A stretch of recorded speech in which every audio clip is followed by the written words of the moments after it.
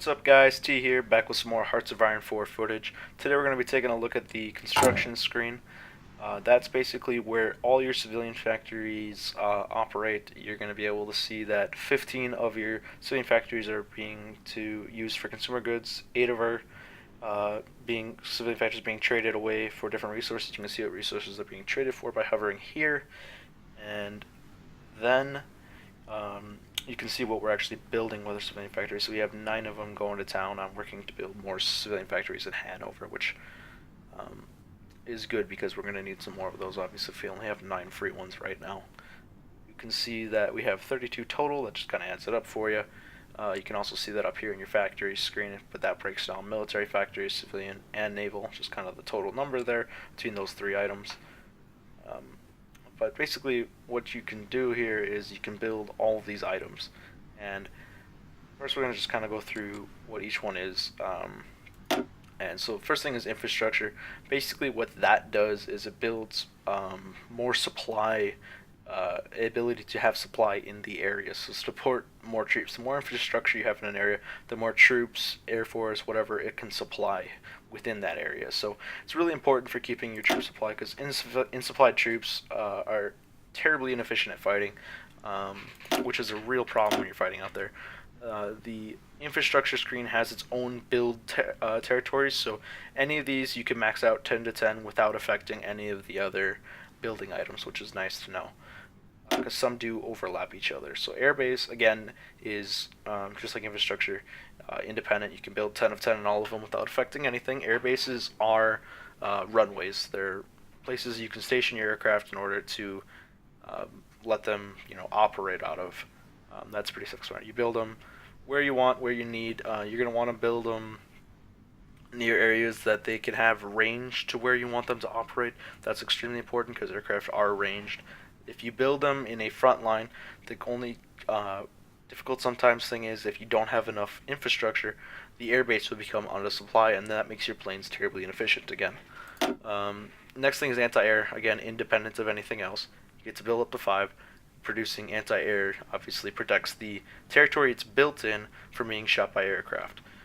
So basically, actually, if I build them in Hanover, and if I switch to the air map, it'll function in this whole area. So in the whole area, it adds to the same fart, because when the air map calculates anti-air, it goes by air territories. So building them, it depends on just where you want to build them. Just realize when you're building them that it's based on the air map on which territory they actually fight in. So that's important to know. Going down further, radar stations. These are actually super cool. When you build them in a territory, what it does is, depending on what level radar you got and what level radar, like if you built 2, 3, 4, 5 in them, you build them, and around them, when you look at the air map, then a little blue circle comes up, and that's the radar coverage. So you can actually see planes, ships, enemy units, whatever is within that blue radar. And the higher radar you get and the more levels you build it, it gets bigger and bigger, covering more area, which is actually quite nice for different reasons, such as seeing enemy planes, troops, different things like that. It's quite cool. Next, going down to the shared buildings. So these all share territories, as it kind of denotes there. Is like if I'm building military factories, civilian factories, naval dockyards, it doesn't matter which one it is, they all have that same cap for those territories. So you kind of got to pick and choose what you want to build, how much and where, based on your available space. And these spaces do expand as you go through the game, which is nice. You're not just limited, but just heads up, as they do share. Military factories are used in the production, civilian obviously used to build more factories. So tip is to build civilian factories in the beginning of the game, so you can amp up your production to build these other things later game, which is a pretty good tip. Usually you want to do it through 1937, 38, depending on what country you are, maybe even later. 39, 40. US, it's like even into 41, just to build up your production. Naval Dockyards, you have to build on a coast. Obviously, it's naval. What that does is provides naval dockyards to be used in production. Synthetic Oil Refinery gives you that +5 oil and +2 rubber, and you just build them in a territory like that, and you can just get that bonus for your resources, which is awesome.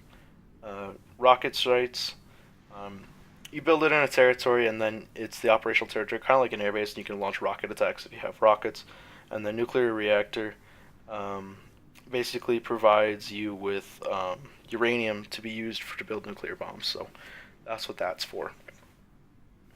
It's like a resource. It's resource building. Then you go down to the naval base. You can build these on coastal areas. What they are is you just or upgrade your existing ones. Um, the higher the level of the naval base, the better it is at repairing, and the higher amount of ships it can repair at a given time. So that's always nice to have a good level 10 naval base for you. Land forts, what they do is you build them on a territory, and when a troop's standing on that territory, we got zoom in on a territory.